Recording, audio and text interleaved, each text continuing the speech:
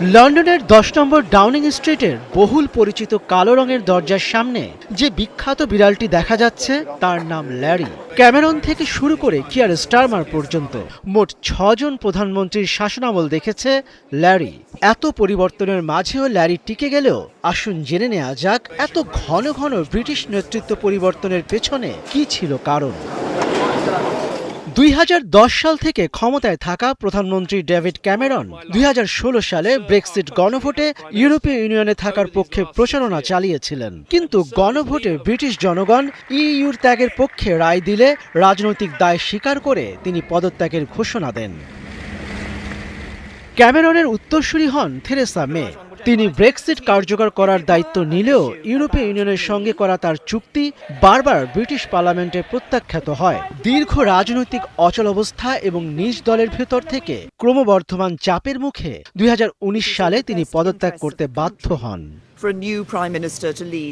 এরপর প্রধানমন্ত্রী হন বরিস জনসন। পরিচিত ছক ভাঙা রাজনীতিবিদ জনসনকে করোনা ভাইরাস মহামারী এবং ইউরোপীয় ইউনিয়ন থেকে ব্রিটেনের চূড়ান্ত বিদায়ের মতো পরিস্থিতি মোকাবেলা করতে হয়েছিল।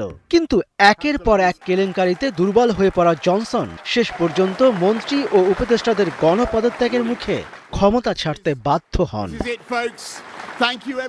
জনসনের পর ক্ষমতায় আসেন লিজ ট্রাস।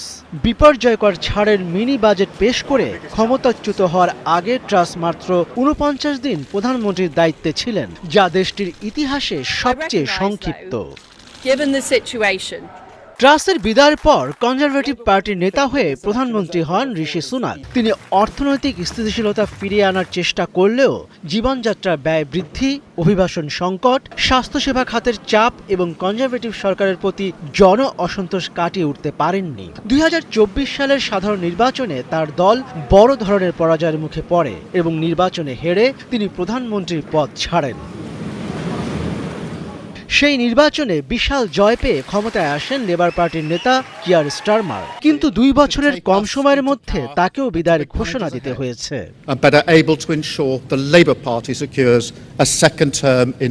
মনিরুজ্জামান বাবু, 71।